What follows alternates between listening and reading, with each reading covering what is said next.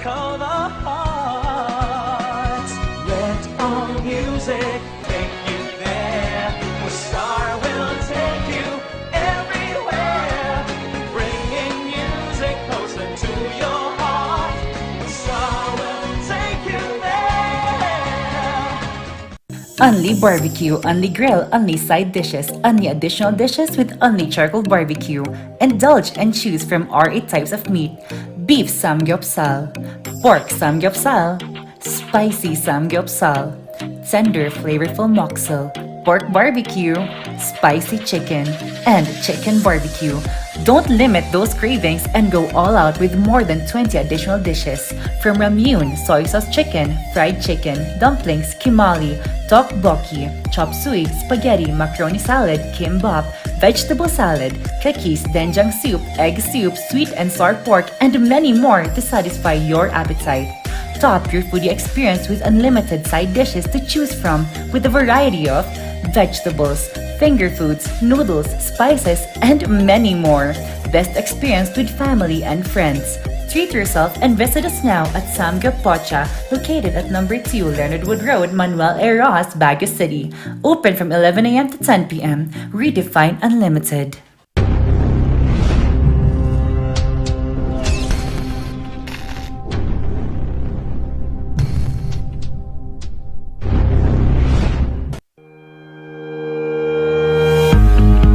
The Baguio Country Club, the first and only 5-star mountain resort in the Philippines, is fully equipped and ready to welcome you back.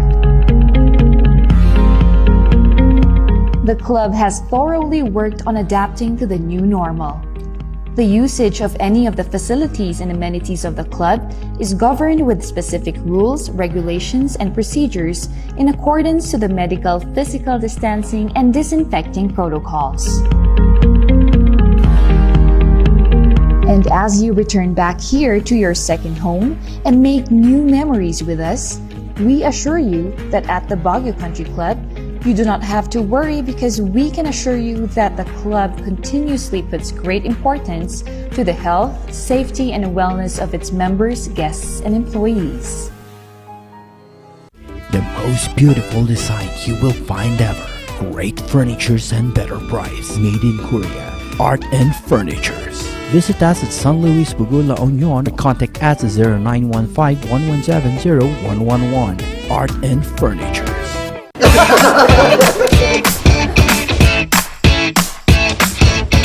May panlaban na ako sa pimple dahil sa araw-araw na pet malungwer pa ng Kati Alice. Say hi to a new confidence with Kati Alice. Hello, good morning, TJ Home Builders po. TJ Home Builders po? Yes po, sir. Sir, paano po umorder online ng mga hardware supplies? Yes po, sir. Madali lang naman pong mag-order through our Facebook page po. Punta lang po kayo sa facebook.com/tghomebuilders at i-message nyo na lang po kami doon at meron lang pong sasagot sa inyo. So meron po tayong indoor, outdoor, tsaka meron din po tayong for kitchen, for bathroom, at mga lightings po. Sir, ang TG Home Builders po ay isang tindahan na nag-o-offer po ng mga finishing material. Easy to install at mas makakatipid po sila ng oras at sa pera po nila. Mas concentrated po kami sa mga modern materials. TG Home Builders! We turn houses into homes!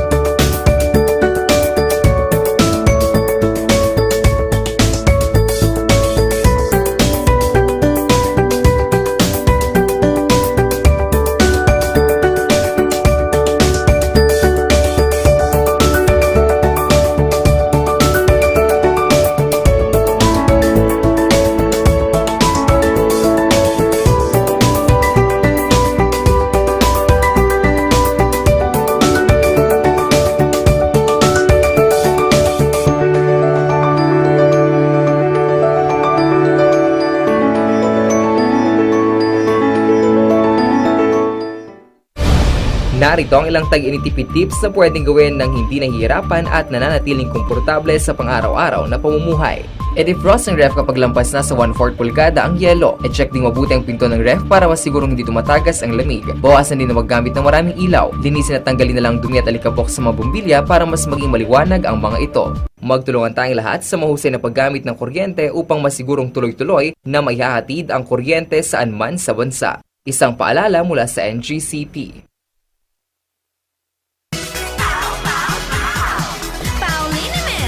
Masakit ba ang likod, ang kasu-kasuan? Namimitik o masakit ang iyong kalamnan? May rayuma, arthritis o nahihilo? May stiff neck, flatulence o masakit ang ulo? Sa Pauliniment, ginhaway, garantisado. Pauliniment, isang pahid ka lang. Dahil walang out sa Pau!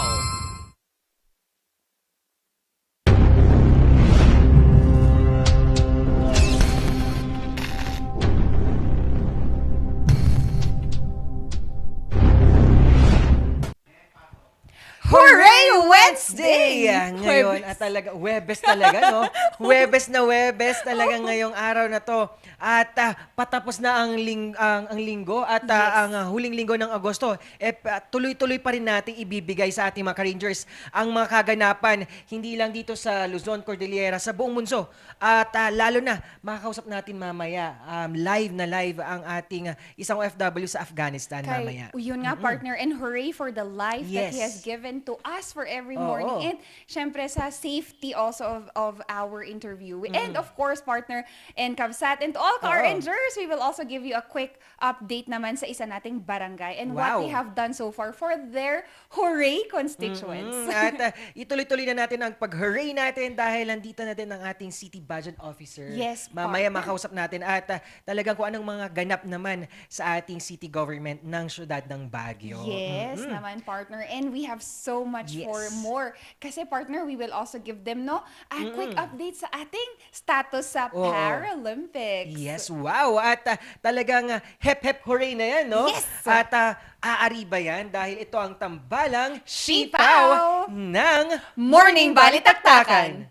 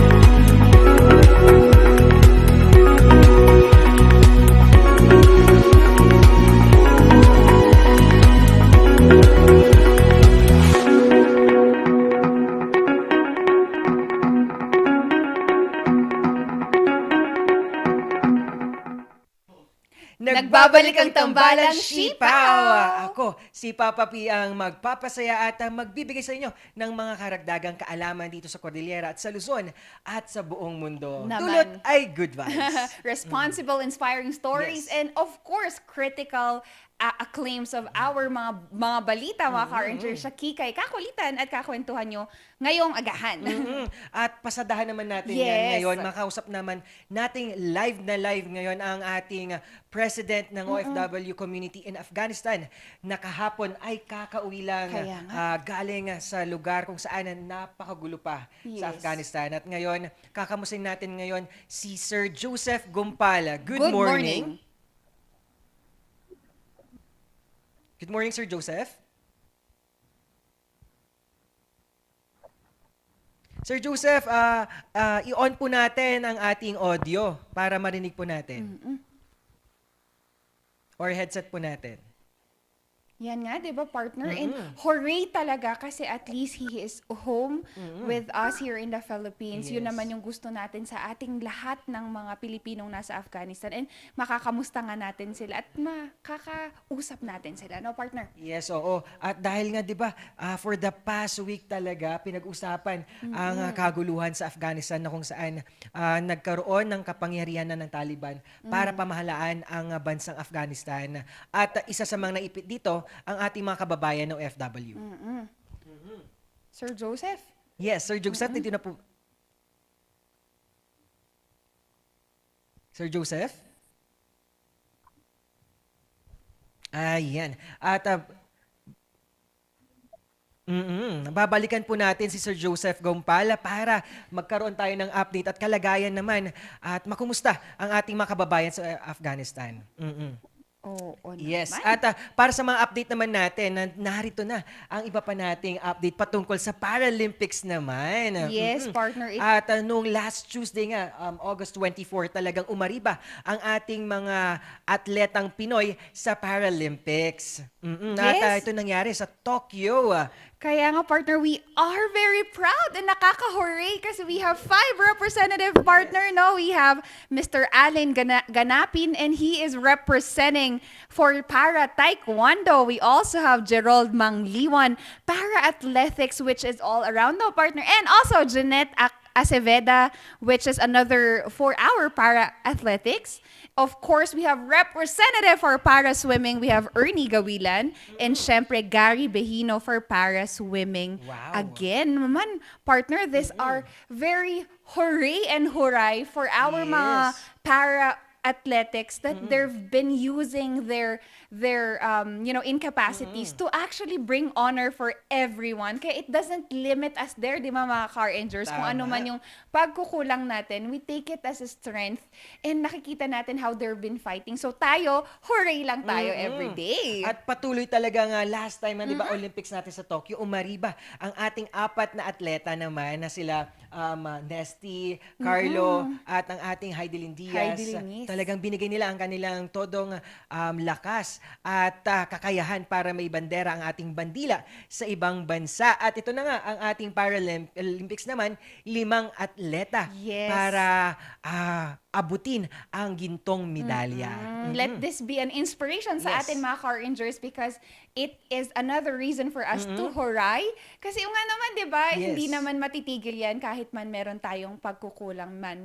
Minsan physically or minsan mentally man, again, we are still capacitated to do a lot of things. And syempre, balik naman tayo dito sa Baguio City. Magkaroon naman tayo ng quick COVID update and our statistics for today. And as of this August 25, mga ka-rangers As of 5 p.m. naman, we have our 675 active cases at 331 death naman sa buo. Pero that day naman ay nagkaroon tayo ng dalawa na death.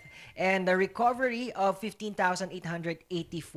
Yes, partner. And of course, we have our vaccination schedule starting kanina, 8 until 2 p.m. Cut off po yung 2 p.m. mga car rangers. That's the reason why bakit maybe somebody or some of you are curious na bakit hindi nga 5 p.m. Kasi naka-cut off po sila to until 2 p.m. para naman po merong oras ang ating mga health workers na magpahinga beyond 5 p.m. And that would be available po tayo for A5 category. Ayan. And we have that for UB gym partner, no? We have first dose for our A5 with first stop. First sa B1, SMB1 parking. Yan, vaccination site natin. First dose, A4 with stub. At yan ang health district sa Atok Trail, Luwakan, Mines View, Pakdal, Engineers Hill, at Scout Barrio. And sa second dose, we have a Sinovac only. And all those who missed their second dose of Sinovac previous dates. And dito, hindi na kailangan ng stub. And again, for naman, UB Gene vaccination site, first dose for our A5 with stub. Stubs will be distributed by Office of the City Social Welfare and Development based on the list of clients per barangay. And of course, for our second dose, Sinovac only. No need for stub. Just bring your vaccination passport and QR code, mga car rangers. Yan. Ayun. At ingat ingat-ingat din pa rin tayo. Please observe physical distancing pa rin at gumamit pa rin tayo ng face mask at face shield kapag pumipila tayo sa ating vaccination sites. At dumako naman tayo dun sa paggamit ng double masking. At nauso na to yun. At para maprotekta ang ating laban para COVID-19. Kaya nga, partner, hindi pa tayo titigil dyan. We will go, Yes. and hooray because mga Car Rangers, we have one of our barangay representative as well, no, partner, Yes, that gave us a different perspective on how we can help our constituents, hindi lang sa isang aspeto, buo kasi. And nakita ko rin, partner, that nakita ko yung care nila for women, empowering women, and breastfeeding moms kasi meron silang mga programang hatid para sa kanila. Now, partner, ikaw ba, ngayong pandemic, ano yung mga bagay na nakita mo that you have, na nagawa mo, na hooray mo for yourself and for others? For others, for me naman, it's all about the self, yung realization mo na marami ka palang pwedeng matulungan kahit sa pag-click at pag-share mo lang ng mga community donation drive for community pantries, malaking bagay na yan para sa kanila. At ang pandemya, it gives us a great platform na ma-realize din kung ano pa yung kakayahan natin at ano pa yung pwede nating mabago sa sarili natin. At yun na nga, sa mga public servant natin, talagang na-challenge sila at nag-isip sila para makagawa ng mga bagay-bagay at mga project na it will have an impact sa ating community. Kaya nga, partner. And nonetheless, we have one hardworking public servant, again, once more, partner, na sa gitna ng nunos natin ngayong pandemya is binibigay nila yung hooray service nila. We have with us today Sir Ronald Salda, and he is the barangay captain of Paliwas Barangay. Good morning! Good morning po, ma'am. Good morning po. Yes po. Yan. Good morning, Sir Ronald. Kamusta naman po tayo ngayon at sa mga kabarangay natin? Kamusta po sila? Ma'am, dito po sa barangay na sinasakupan po natin is okay naman. Ang problema lang po natin is yung mga iba't ibang mga kabataan kung minsan lumalabas sila kahit bawal. Yun po yung aming binabantayan po ngayon. Yun nga. And the youth pa naman, Sir Ronald, medyo critical ngayon because wala pang available na vaccine for them. However, alam ko meron kayong steps na ginawa for them. Simulan lang natin, Sir Ronald, when you started your relief coming from Tinok, Ifugao, and our market caravan. Ikwento nyo naman yung mga naging efforts natin pagdating dyan. Ma'am, no audio po, ma'am. Mic po, ma'am. Ito po. Yes. Ang gustong sabihin po ng aking kapsat po is all about, ikwento nyo naman po ang ating ginawang market caravan at mga relief donation drive from Itogon. Ifugao. Ma'am, dito po sa barangay po natin, nung time na nag-pandemic po tayo, nagbigay po tayo ng mga, lahat po dito, lahat po ng constituents, nabigyan po natin ng mga relief, nabigyan po natin lahat sila. Then by the help of the city government, meron po din tayong binibigay sa lahat po ng mga nagkwa-quarantine po. Lahat po sila nabibigyan para just yung mga nagkwa-quarantine, meron po silang kakainin. Yun nga po, Sir Ronald, malaking bagay po kasi yung pagtulong natin with the relief. And aside from that po kasi, natulungan din natin yung farmers natin from Ifugao na ma-utilize po yung mga palay at mga vegetables po na hindi naman masira. Sir Ronald, meron pa tayong mga programa tungkol sa anti-dengue at nutrisyon. At isa pa na nakakataba ng puso ay tumulong din po tayo para bigyan pong kaalaman ang mga ating breastfeeding moms. Kwento naman po natin yon. Okay. Ma'am, nung second week of June, bad news po kasi ang nangyari po dito sa Barangay Puliwas, tayo po yung number 1 na affected ang dengue. So, ang ginawa po natin dyan, weekly po kami na nag-clean up drive, Oplan Taob po tayo, search and destroy sa mga bahay ng mga mosquitos. Then tuloy-tuloy po ang tupad na na yung tupad po na project ng government, tuloy-tuloy po yung pag yung programa dito sa barangay. And so far, good news na po, wala na po tayo sa top 1 na bilang ng mga maraming dengue cases. Nagbago na po 'yon. Then after that, hindi lang po kasi tayo ma'am nakatutok lang sa COVID-19. Yun pong ginawa natin na programa this last week, this Monday pala ma'am. Tapos na po tayo sa programa ng nutrition. Then tapos na po yung pabasa, nag-graduate na po sila. Then ang ginawa po natin diyan ma'am, nag-modular class po yung mga parents with yung mga nagbe-breastfeeding. Meron po tayong ginawang programa by the help of the DOH, yan po yung para maiwasan po yung malnutrition ng mga babies. At yun po ang ginawa natin. So far, successful po ma'am. Yes, Sir Ronald. Maraming salamat sa mga proyektong ito, lalo na nga po kasi ang dami pong naapektuhan ngayon sa aspeto ng edukasyon, sa mga nanay. And Sir Ronald, meron pa po tayong isang programa, di ba, Kabsat? Yes, oo. At umaariba pa rin ang barangay with the help our barangay officials na kung saan ang pagpopromote ng VAUSI. Ano naman po ito at paano to nagkakaroon ng impact sa ating community at sa ating mga nasasakupan? Sir, ma'am, regarding po sa VAUSI, regarding po sa violence against women, yan po ang ating isa rin po nating binabantayan na just in case meron po tayong mga kaso na ganyan po, sinasabi namin sa kanila, huwag po silang matakot na magsumbong sa amin dito sa barangay para po ayusin natin yung maliit na bagay para hindi na po lalaki. And by the help po of the Station 8 Police, sila po yung nag-a-assist sa amin tungkol sa mga ganyan po ng mga cases. At mayroon kami nabalitaan din, Sir Ronald, talagang malaking usapan din ang paggamit ng rabbit naman, no? Patungkol nga dito, ano po yung mga pinag-usapan ng barangay patungkol sa rabbitry discussion ninyo? Okay. Sir, regarding po sa rabbitry, may meeting po kami nung last council meeting, pinag-meetingan po namin yan. Meron pong pumunta dito sa barangay namin na sabi niya, napakaganda pong livelihood ito. So, sa amin naman, gusto po namin itry para meron po tayong livelihood dito sa barangay. Meron po naman po tayong mga livelihood dito sa barangay, pero ang gusto namin palakihin sana ito. Kasi yung plan po is, meron po talagang buyer tungkol po dyan sa rabbit na yan. Isang businessman po siya. Ang gusto niya maparami yung mga rabbitry dito sa Baguio. Kasi siya mismo ang tutulong sa barangay. Siya mismo po ang bibili sa mga rabbit just in case rarami na po sila.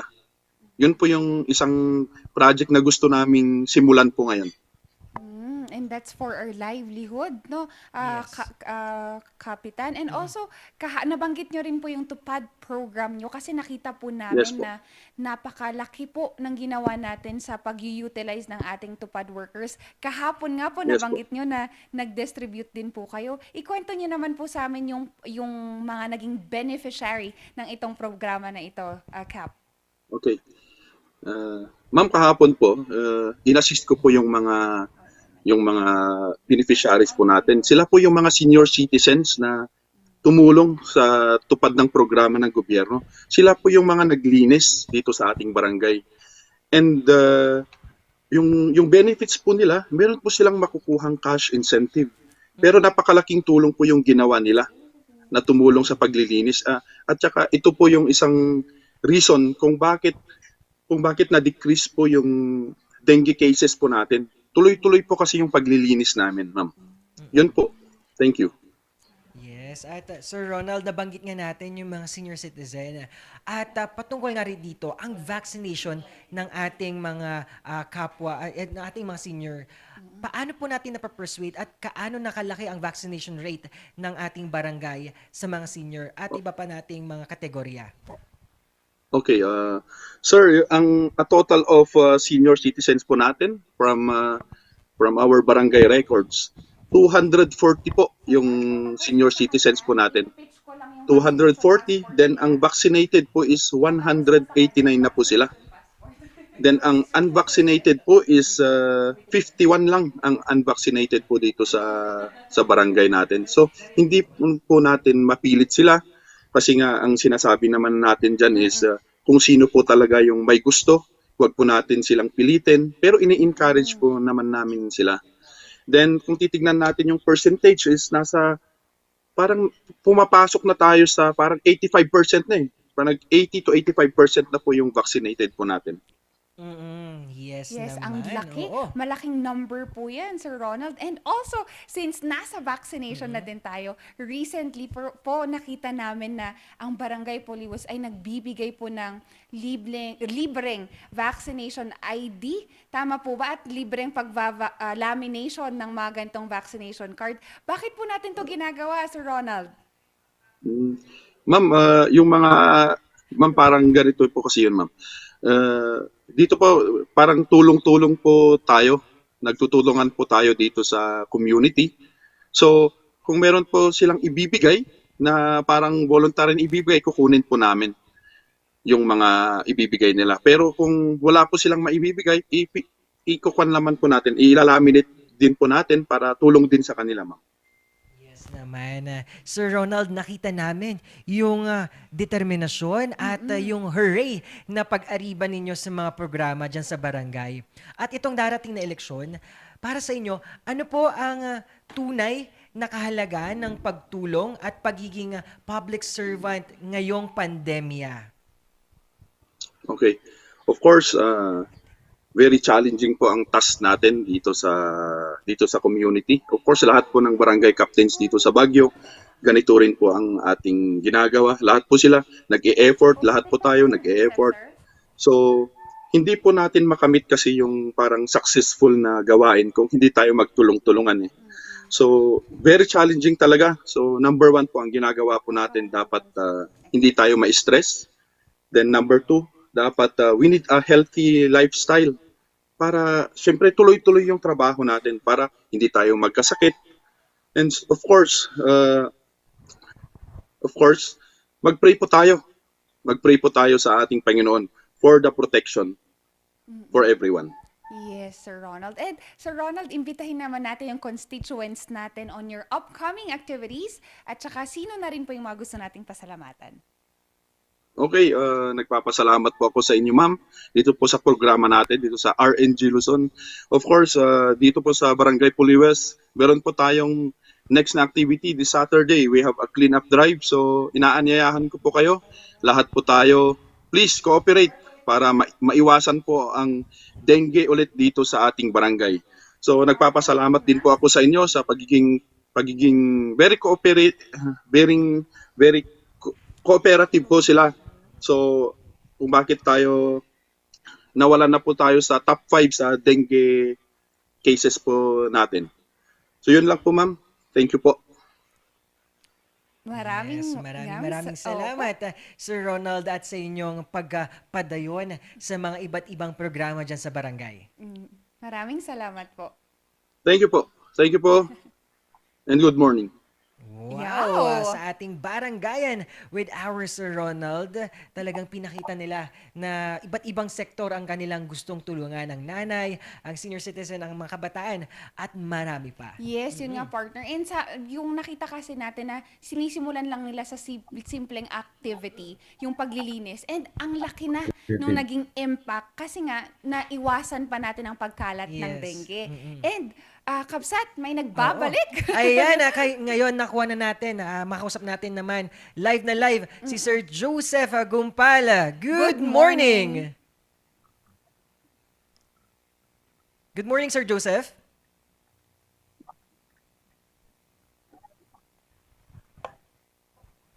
Sir Joseph? Yes. Yun nga, no, partner, naintindihan kasi natin. Oo, kasi, medyo nasa gitna talaga tayo ng iba't ibang connection disturbances talaga, no? Eh kasi partner, di ba, currently kakarating lamang niya at nasa isa siyang nasa isang facility siya kung nasaan naka-quarantine siya for the meantime. Pero hooray! At talagang masaya kami na okay siya, no, Kabsat? At ayan, mamaya makausap ulit natin si Sir Joseph at try natin na magkaroon tayo ng update sa kalagayan niya at iba pa niya mga kasama na naiwan sa Afghanistan. At marami pa natin pag-uusapan dito sa Tambalang Sipaw ng Morning Balitaktakan. Thank you po.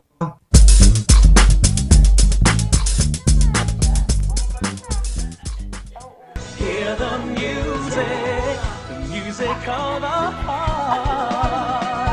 Let our music take you there.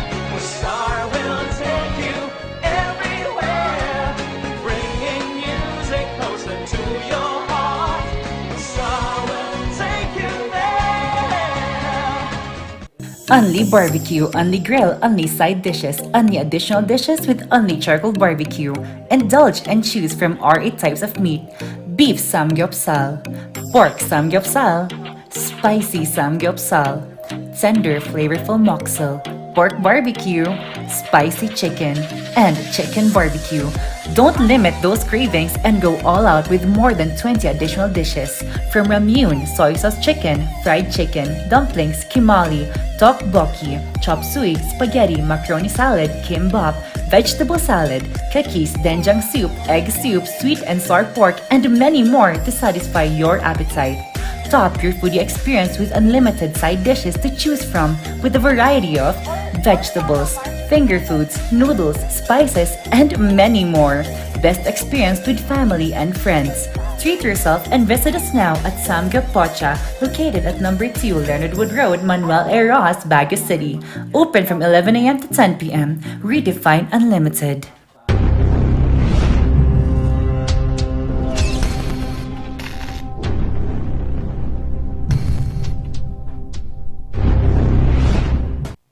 The most beautiful design you will find ever. Great furnitures and better price. Made in Korea. Art and Furnitures. Visit us at San Luis Bugo, La Union. Contact us at 0915-117-0111. Art and Furnitures.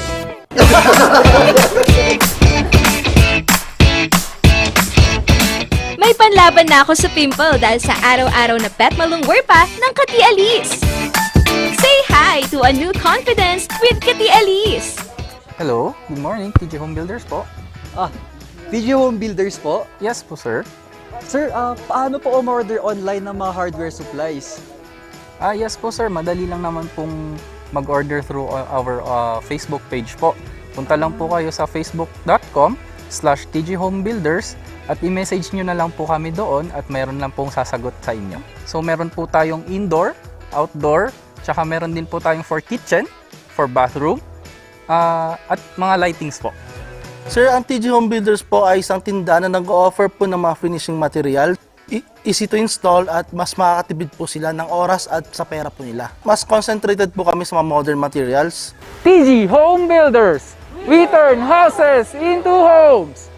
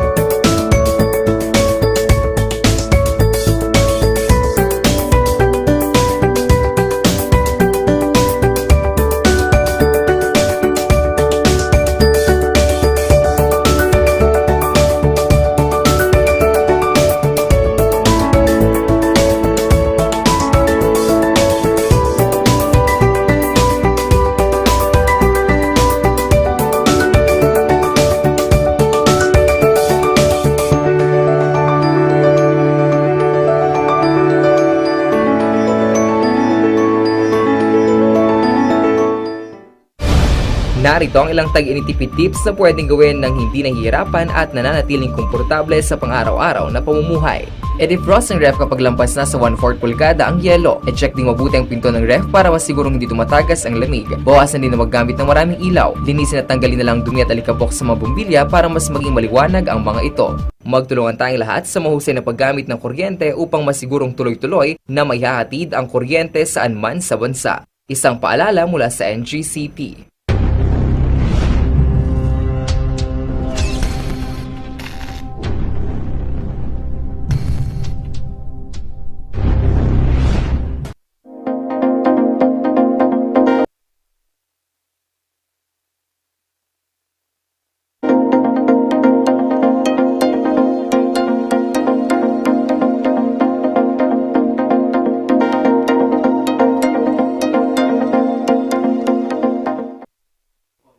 Nagbabalik ang morning Balitaktakan. Pasadahan naman natin mga nagbabagang balita ngayong umaga.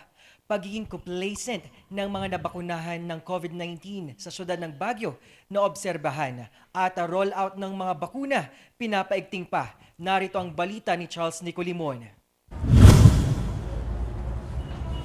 Muling isinagawa ang aggressive community testing sa Baguio noong nakarang linggo. Almost 5,000 tests 4,500 to be exact.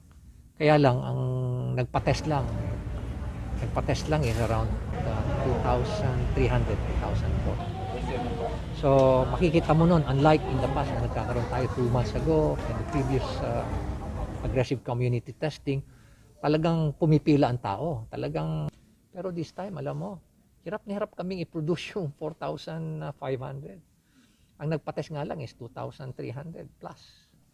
Tapos naghahakot pa kami ng tao, nag-iimbita pa kami, follow-up kami. Mula sa allotment na RT-PCR test, kalahati lang ang nagamit. Pumalo sa 3.27% ang positivity rate o 83 ang nagpositibo sa nasabing testing, habang 2,455 ang nagnegatibo.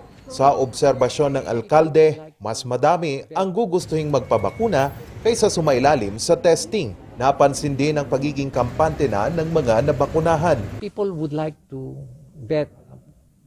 would opt to be vaccinated. Tapos, since ang mindset din nila, since vaccinated na sila, ay hindi na ako infected. Parang ganun ang... So, ang problema naman nun, because of that mindset, many of our vaccinated people, especially those na 1 dose lang, they become complacent sa kanilang safety. They don't comply with the minimum public health standards. So, na-infect sila. Kaya pinapaigting pa ng pamalang lungsod ang vaccination rollout. Dumating na kagabi ang pinangako ng AstraZeneca na pangalawang batch ng bakuna. Aabot ito sa 15,800 doses at nagkakalaga ng 1.8 million pesos. Kasabay nito na dumating ang 1,950 na doses ng Pfizer na binili naman ng national government at bakunang Sinovac na 25,000 doses. Agad diniretso ang mga ito sa mga freezer.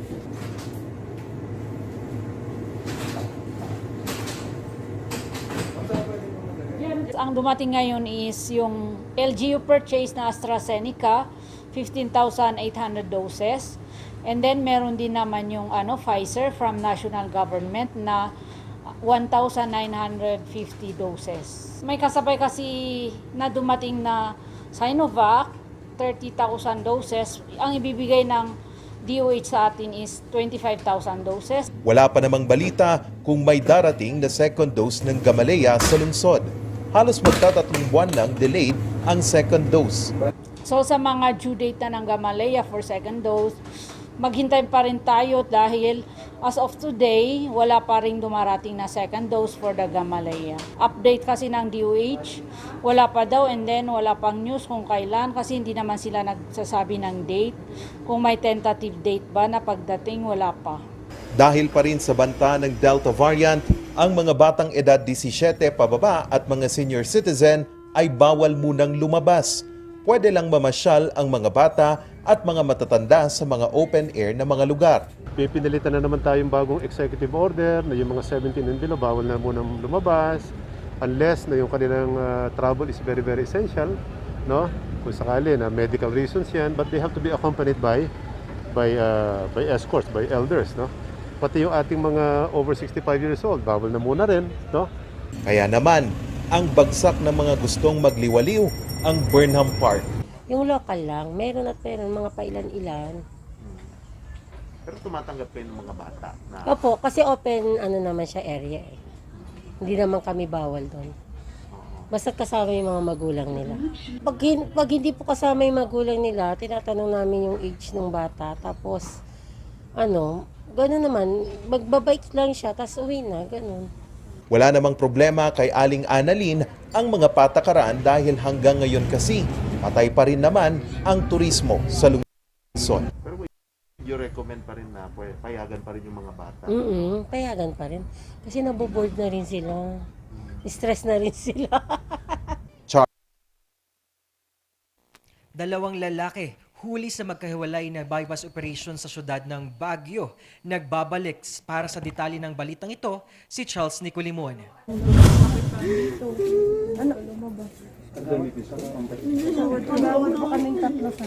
Todo ang paghagulgol ng lalaking ito kagabi sa Barangay Santo Niño Slaughterhouse.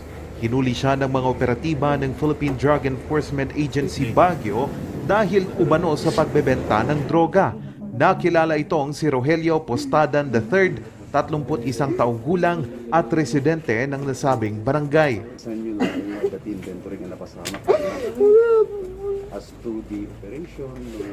Nakuha mula sa kanya ang isang pakete na naglalaman umano ng shabu.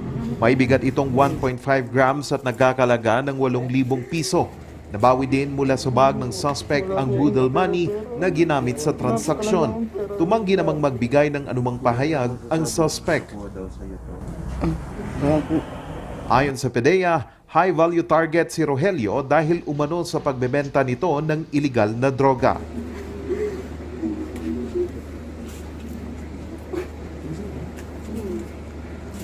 Muli namang nalambat ng mga otoridad si Sian Bangkawayan sa bypass operation ng Drug Enforcement Unit ng BCPO. Labas-masok ito sa kulungan dahil sa mga patong-patong nitong kaso ng pagnanakaw at kasong may kaugnayan sa iligal na droga. Nakuha mula kay Sian ang 2 pakete na naglalaman umano ng shabu na may bigat na halos 2 gramo at nagkakalaga ng 13,600 pesos. Nakuha din mula sa suspect ang boodle money na ginamit sa transaksyon, cellphone at bag nito. Lahat sila ay haharap ng kasong paglabag sa Republic Act 9165 o Dangerous Drugs Act of 2000. Sa Abra naman, huli ang lalaking ito matapos mag-amok gamit ang baril. Kinilala itong si Norald Calayag Valera, 32 taong gulang at residente ng Barangay Poblasyon, Lagayan, Abra. Ayon sa report, inireklamo si Ronald dahil sa pagiging lasing nito at panggugulo sa kanilang barangay. Nang dumating ang mga pulis upang awatin ang suspect, nakita ang nakasukbit na kalibre 45 na baril sa bewang nito. Nang mapakalma, hinanapan ang suspect ng kaukulang papeles sa hawak nitong baril pero walang maipakita kaya agad inaresto. Sasampahan siya ng reklamong paglabag sa Republic Act 10591 o illegal possession of firearms at alarms and scandal ang suspect. Charles Nicolimon para sa Luzon Headlines. Dumako naman tayo sa Region 1, mahigit 1 milyong individual bakunado na kontra sa COVID-19. Nagbabalita ni Sel Benitez. Nabakunahan na kontra COVID-19 vaccine ang mahigit 1 milyon na individual sa Region 1. Ayon kay Medical Officer for Welbobis COVID-19 Focal ng DOH Ilocos Center for Health Development, 1,006,401 na COVID-19 vaccine ang na-administer mula sa 1,170,440 doses na nailaan sa rehiyon. Sa nasabing bilang, 516,977 ang nabakunahan na ng first dose. Karagdagang 220,016 ang nabakunahan ng single-dose Janssen vaccine habang 269,408 naman ang nakakumpleto ng 2 dose. Binati ni Dr. Bobis ang Regional Vaccination Operation Center, LGUs, lalong-lalo na ang mga healthcare workers dahil sa kanilang dedikasyon sa vaccination program ng gobyerno. Samantala, 106,376 frontline healthcare workers ang nabakunahan na ng unang dose habang mahigit 93,000 ang fully vaccinated. Umabot na din ng 178,124 senior citizens mula sa 542,102 master list eligible priority group A2 ang nabakunahan na ng first dose. 121,640 ang nakakumpleto ng bakuna habang 106,338 ang nakatanggap ng single dose Janssen vaccine. Kabuuang 52.2% ang nakatanggap ng first dose at 42.1% sa eligible group ng fully immunized.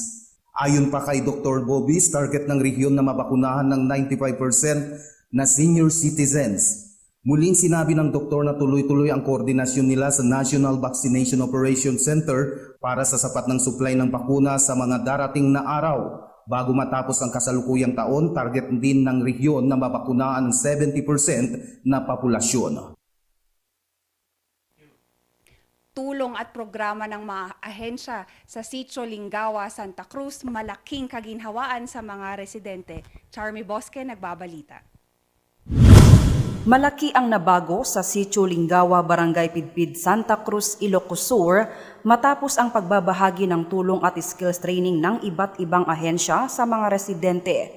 Ayon kay Sitio Leader Bernabe Secay, tuloy-tuloy pa rin ang paggawa ng kanilang asosasyon ng tinapay para sa lahat ng residente doon.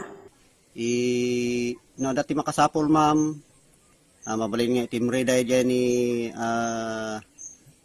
Team Riday jay organisasyon tatno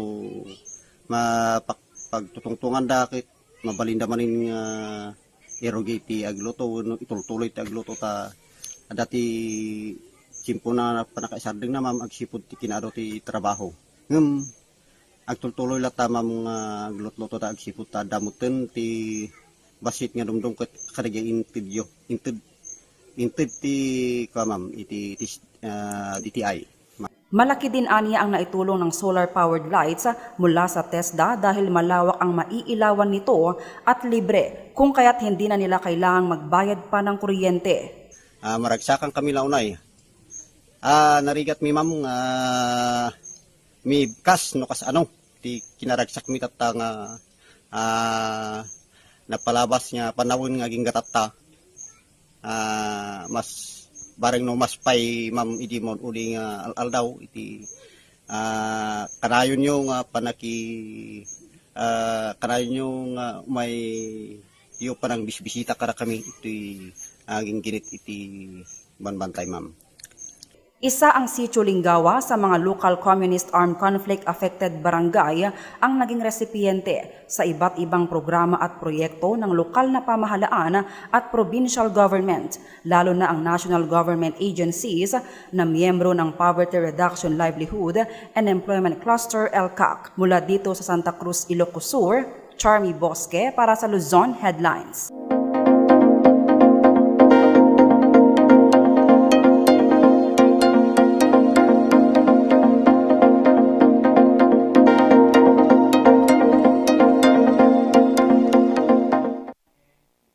Para sa mga karagdagang balita, bisitahin ang aming website na rnzluzon.com at tumutok sa Luzon Headlines. Ito si Paul Baldoza at Shekinah Cudao para sa Morning Balita.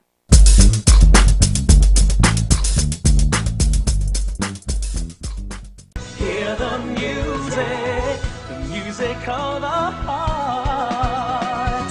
Let all music take you there. The star will take you everywhere, bringing music closer to your heart. The star will take you there. Only barbecue, only grill, only side dishes, only additional dishes with only charcoal barbecue. Indulge and choose from our 8 types of meat. Beef samgyeopsal, pork samgyeopsal, spicy samgyeopsal, tender flavorful moksel, pork barbecue, spicy chicken, and chicken barbecue. Don't limit those cravings and go all out with more than 20 additional dishes. From ramyun, soy sauce chicken, fried chicken, dumplings, kimali, tteokbokki, chop suey, spaghetti, macaroni salad, kimbap, vegetable salad, kakis, doenjang soup, egg soup, sweet and sour pork, and many more to satisfy your appetite. Top your foodie experience with unlimited side dishes to choose from with a variety of vegetables, finger foods, noodles, spices, and many more. Best experience with family and friends. Treat yourself and visit us now at Samgyup Pocha, located at number 2 Leonard Wood Road, Manuel A. Rojas, Baguio City. Open from 11 a.m. to 10 p.m. Redefine Unlimited.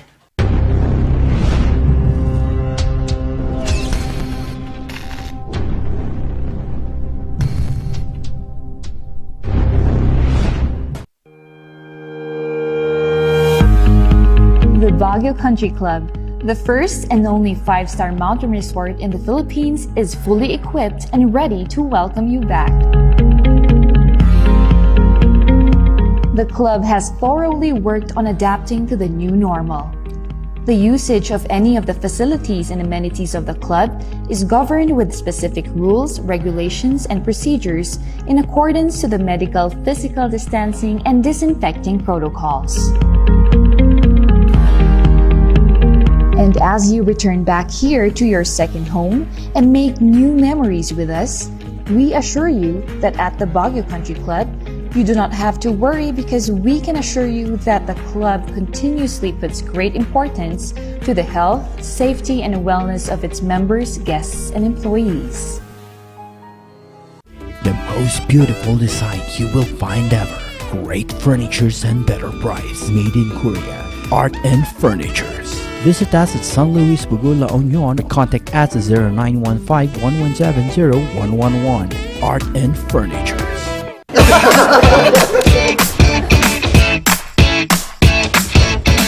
May panlaban na ako sa pimple dahil sa araw-araw na pet malungwer pa ng Kati Alice. Say hi to a new confidence with Kati Alice. Hello, good morning, TJ Home Builders po. TJ Home Builders po? Yes po, sir. Sir, paano po umorder online ng mga hardware supplies? Yes po, sir. Madali lang naman pong mag-order through our Facebook page po. Punta lang po kayo sa facebook.com/tjhomebuilders at i-message nyo na lang po kami doon at meron lang pong sasagot sa inyo. So meron po tayong indoor, outdoor, tsaka meron din po tayong for kitchen, for bathroom, at mga lightings po. Sir, ang TG Home Builders po ay isang tindahan na nag-o-offer po ng mga finishing material. Easy to install at mas makakatipid po sila ng oras at sa pera po nila. Mas concentrated po kami sa mga modern materials. TG Home Builders! We turn houses into homes!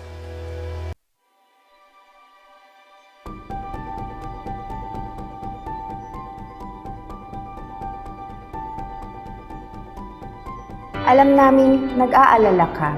Kaya ginagawa namin ang lahat ng aming makakaya.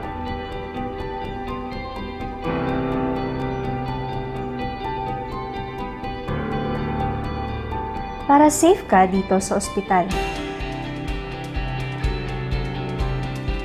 Ang mga empleyado at medical staff ay nakasuot ng protective equipment. Tuloy-tuloy ang disinfection sa lahat ng areas sa ospital.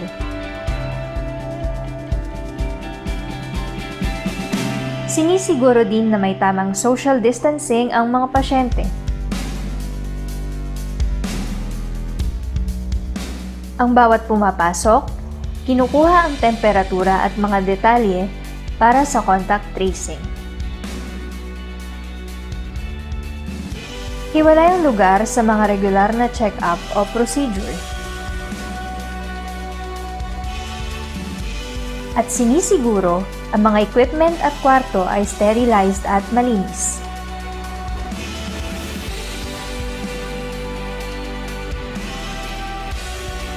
Kaya huwag kang mag-alala. Safe at alaga ka dito.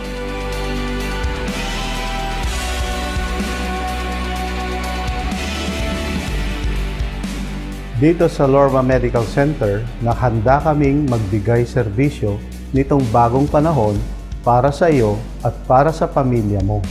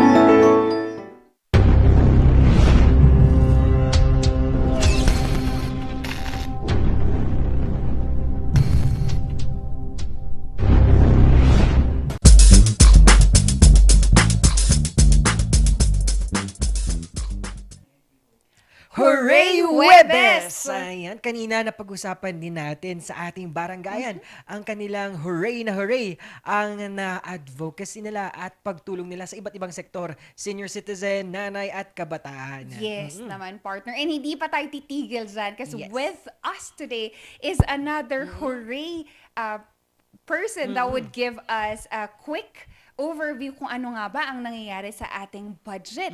And that we have with us a very hardworking and empowered woman, Attorney Leticia Clemente, and she is the City Budget Officer.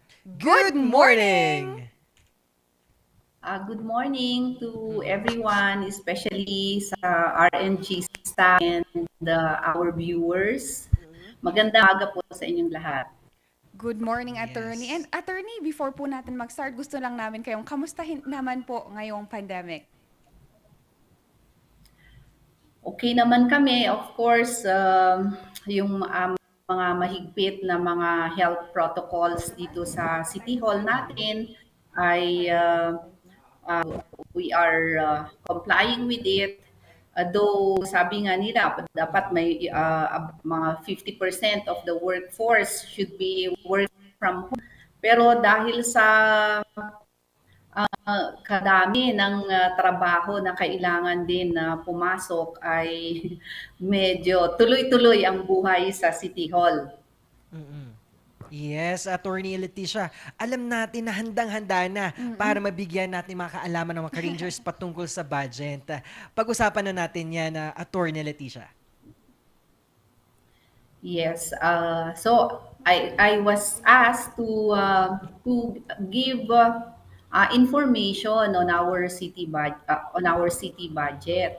Kaya nag-prepare tayo ng PowerPoint para sa ganun ay mas maintindihan ng ating viewers kung anong nangyayari at ano ang pinagkakagastusan ng Baguio. At ito po ay uumpisahan na natin. Ang sabi po natin ay ang pera, ang may kwento ang bawat kwenta. Kasi saan napupunta ang pera ng bayan? Remember, this is people's money and it is entrusted to the city government for dispensation of basic public services. Kaya bigyan ko lang kayo ng ating bago yon, saan ba natin kinukuha ang mga gastusin ng syudad natin? So dito sa isang slide, yung sources of income natin ay merong mga nanggagaling sa local sources at meron naman yung binibigay ng national government na share ng city sa nanggagaling yan sa internal revenue taxes. So ngayong 2021 ay ang kabuuan ng pera ng syudad ay 1.904 billion. So kung makikita nyo, yung binibigay ng national government na share ng Baguio ay 1.137 million compared doon sa local sources, na ang local sources, ang sinasabi natin ay yung nagbabayad ng mga real property tax at ang mga kinukolekta natin from business taxes, ay yun ay classified ng mga local sources. Dito naman pag titingnan natin yung ating local sources, makikita nyo dyan yung mga individual and corporation at mga property. Doon sa next slide. Punta tayo sa next slide para makita nila. Ito ang mga tax sources ng tax revenue natin sa mga businesses, sa mga real property taxes, goods and services na fees, fines and penalties. At saka yung mga non-tax revenue naman, service income, business income, and other miscellaneous income. Kaya ang total niyan ay 864 million lang. Dito sa next slide, ay kabuuan ng binibigay ng national government na yung sabi ko ay internal revenue allotment. At saka meron yung eco zones natin, yung nanggagaling sa PESA zone, kunwari mga TI, mga MOOG, yung mga PESA, registered businesses ay nagbibigay din ng kaukulang share nila sa income nila sa city government. Yun ay 2%. At 3% ay binibigay naman nila sa national government. So, yan lahat yung mga kabuuan ng budget ng city government.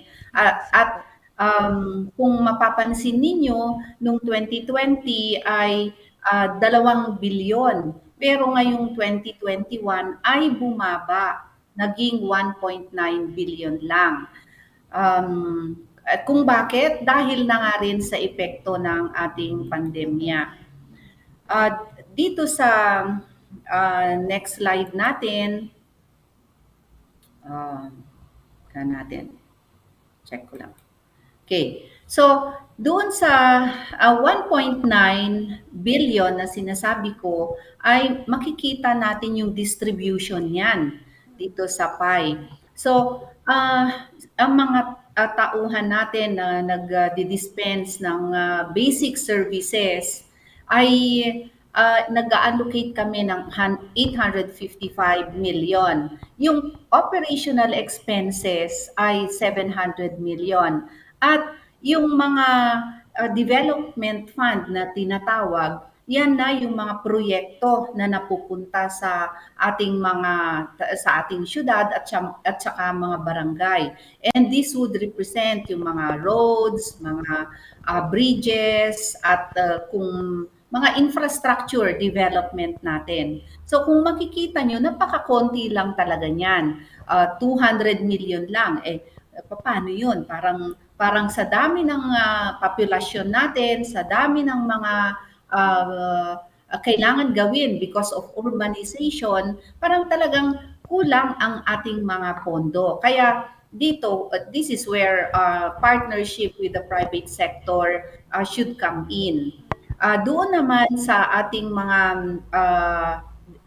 yung DRRMF na tinatawag, yan yung Disaster Risk Reduction Management Fund. So ito, pagka may mga sakuna sa ating bayan, ay kinukuha namin ang pondo diyan sa DRRM Fund. So dito sa next slide tayo, makikita nyo dito kung saan na-distribute itong ating mga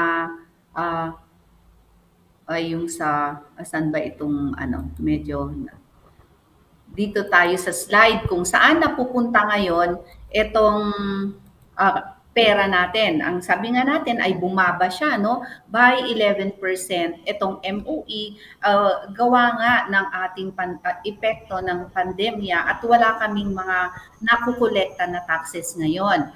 Kaya lahat ng mga departamento ay nagbawas ng kanilang budget by 11% sa kanilang operations. At hindi sa taong ito, wala kaming inallocate para sa mga capital expenses. Halimbawa, mga equipments, yung mga ganon, mga land improvements or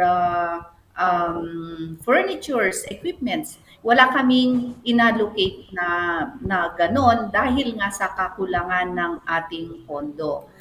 So, eto, makikita nyo sa next slide na-distribute itong budget namin na 1.9 billion sa iba't ibang ahensya ng city government. So, ang City Mayor's Office, Sangguniang, Accounting Office, Administrators Office, Assessor's Office, Budget Office, kung saan ako, yung CBAW, Civil Registry, at City Engineering. So makikita nyo lahat dyan na naka-identify kung magkano yung mga budget nila. At gaya ng nasabi ko, wala po kaming appropriation ngayon sa capital outlay.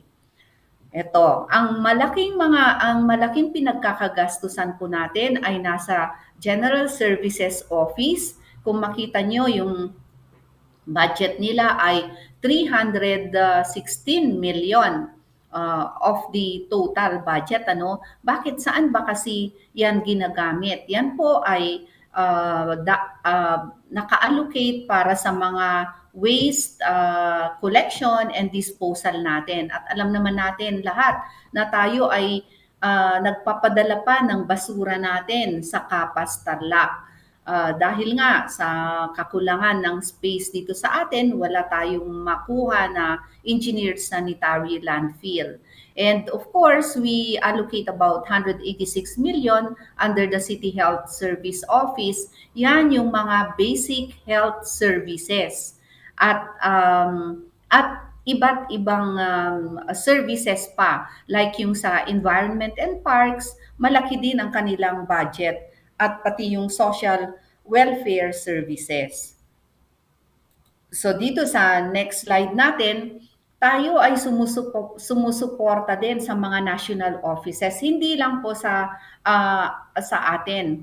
So makikita nyo dito, malaki ang tulong natin sa mga ahensya ng DILG gaya ng Bureau of Fire Protection, yung jail management. Halos ang budget nila ay nanggagaling sa city government. Hindi lang natin pinuprovide ang sweldo, pero yung kanilang operations ng city jail natin ay lahat nanggagaling sa city. Ganon din, itong Baguio Police natin ay medyo malaki din ang assistance natin sa kanila dahil ito ay 27 million. Kung makikita nyo dito yung mga regular courts natin, yung mga RTC, MTC, pati ang City Prosecutor's Office, ay nagbibigay din tayo ng assistance. At yung Department of Education, kahit national government yan, ay nagbibigay din tayo ng halos 40 million sa kanila. So sa ngayon, dahil ang kanilang mga mode of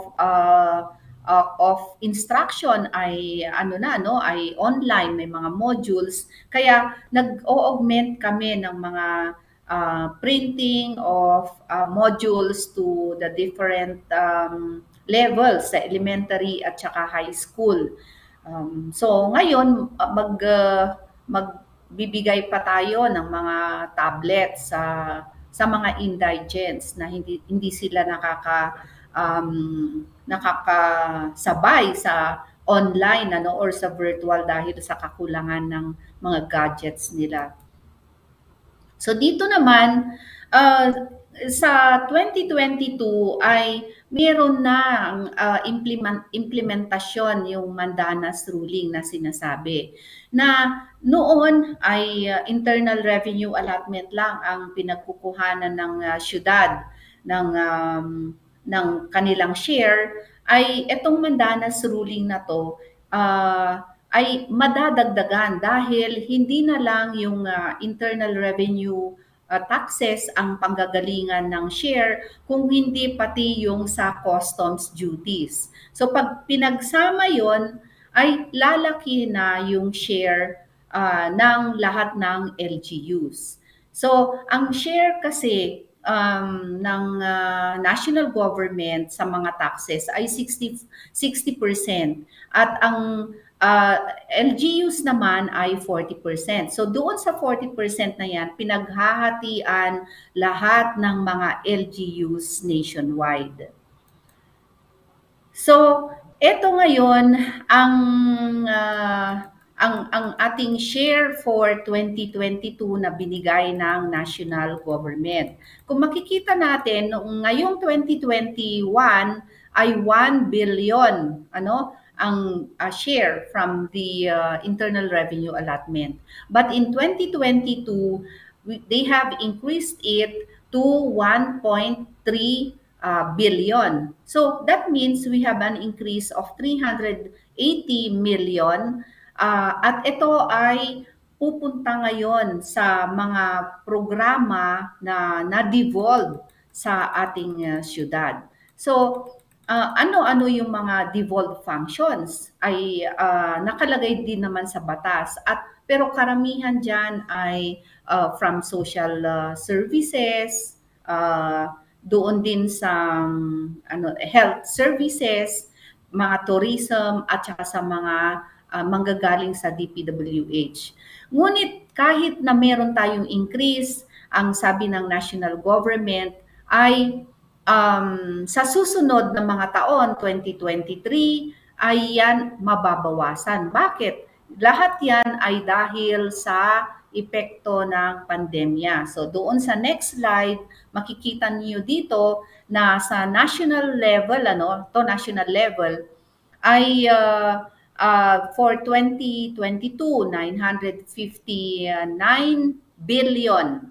Pero sa 2023 at saka 2024, mararamdaman natin yung epekto ng pandemya dahil sa mga nag-close na mga businesses ay bababa rin yan. Kaya kung masaya tayo for 2022 dahil may increase, bababa din yan sa 2023. So we hope that by 2025, we'll be able to go back to normal, mag-normalize na lahat para sa ganon yung mga dati naming nagagawa ay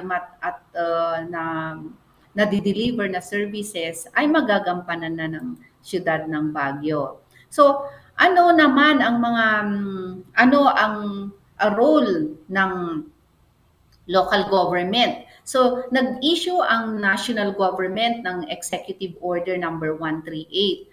At dito dahil doon sa Mandanas ruling, kailangan ng ma-delineate or mahimay-himay natin yung ano ba ang role ng national government at ang local government. Kasi minsan may mga overlapping yan eh.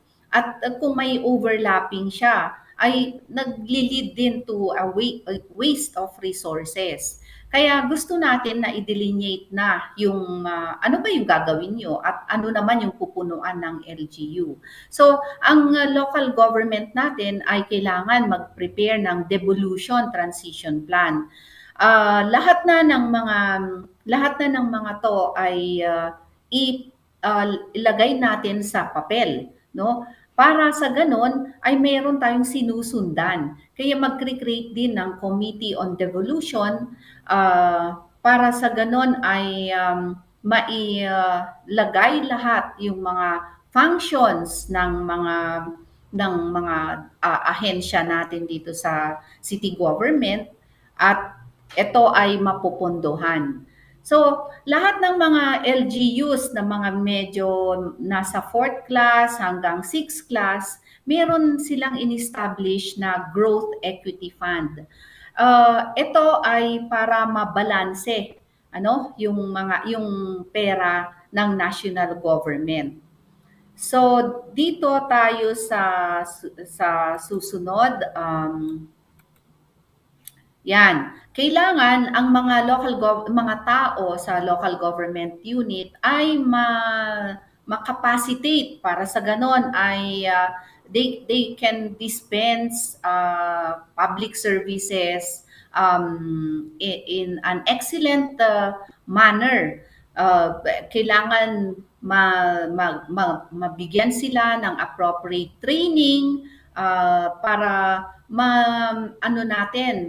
kasi sa ngayon yung national government ang nag-a-assist sa local government. So maraming trainings at saka mga seminars ang mga naka-schedule para sa ganon ay ma-transfer yung may tinatawag yung technology transfer sa local government. Ngayon ay mai-strengthen na natin yung planning, investment, programming, and budgeting linkage. So, ito kasi ay very limited ang mga resources natin. And when we are able to strengthen the planning process, then we can fund the needs of our people, yung priority needs of our people. Hindi yung ito ay pinondohan mo, hindi naman pala siya kailangan.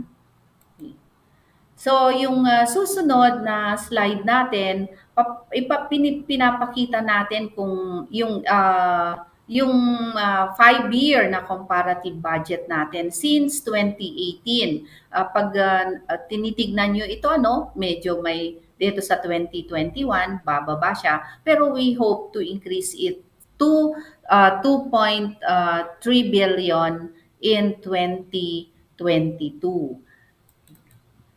At dito naman sa susunod na slide, yun nga sabi natin kanina, dahil bababa din yung remittance ng national government sa 2023, bababa naman ang ating projection or estimated budget for hanggang 2024.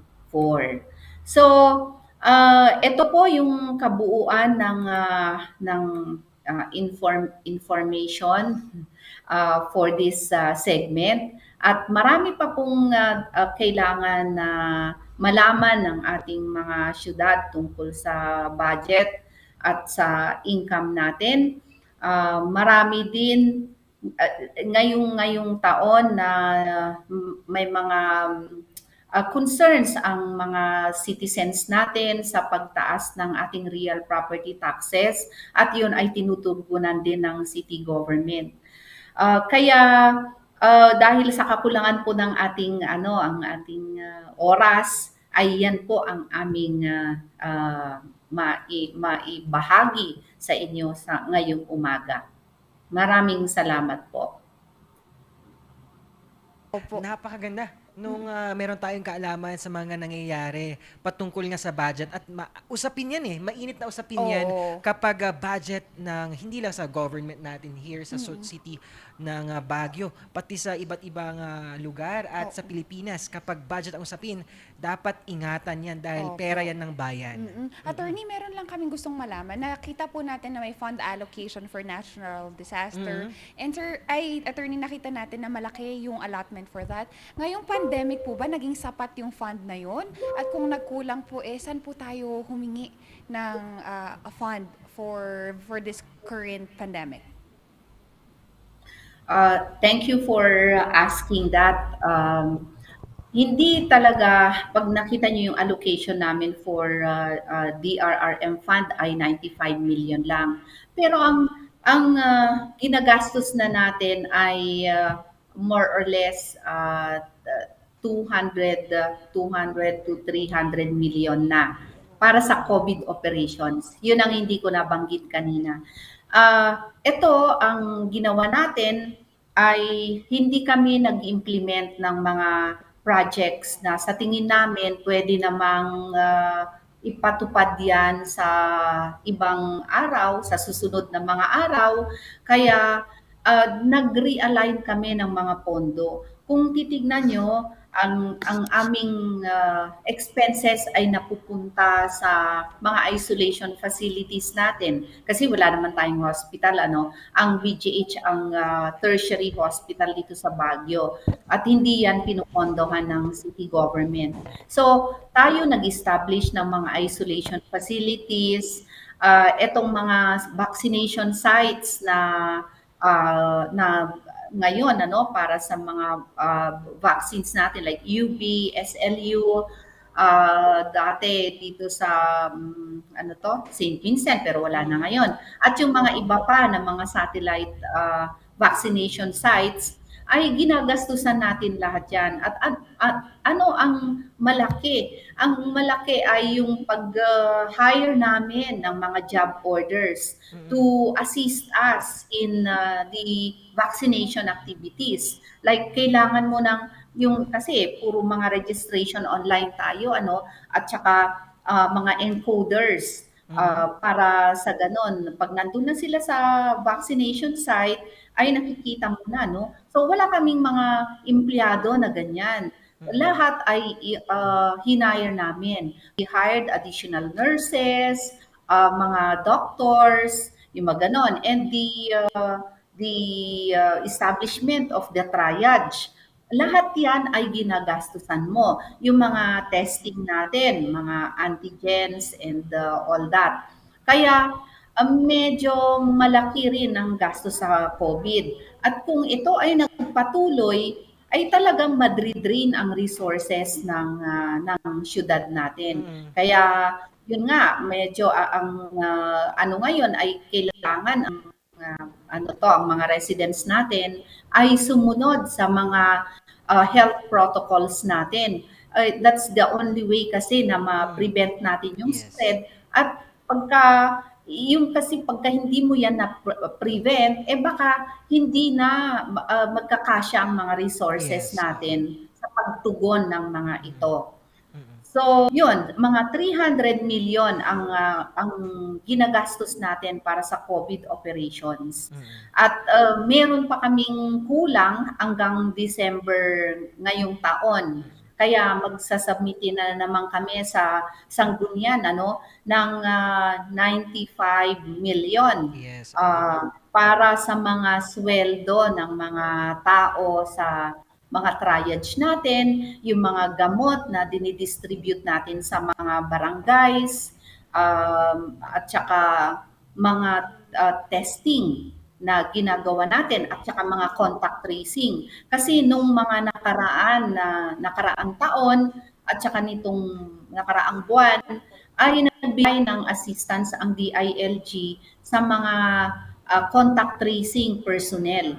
Pero starting August, ang sabi nila hindi na sila magbibigay ng assistance kaya full na pupundoan ito ng city government. Wow. Attorney Leticia, maraming salamat dahil ngayon nabigyan tayo ng kaalaman patungkol sa mga budget at ang sabi nyo nga, attorney, may kwento sa lahat ng may kwenta. Oo. Maraming salamat, attorney, at ingat po kayo.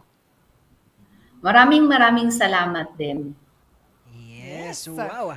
Talagang ngayon, hooray! Webes tayo dahil patuloy ang ating mga guest talakayans ngayon at barangay sa pag-hooray sa kanilang sinumpang tungkulin tulad ng ating barangay na si Kapitan Ronald sa patuloy na pagbibigay serbisyo para sa ating bayan at with our Attorney Leticia bilang City Budget Officer. Oo, kasi mga gatong bagay, Kapsat, we have to make sure na kahit pa paano we're educated in this kind of matters. And ang programa namin ay ayun ang nais naming maiparating sa lahat ng mga car rangers is we hooray in education and information sa mga gatong bagay-bagay. Tama. At ngayong Hooray Webes, anong quote of the day natin?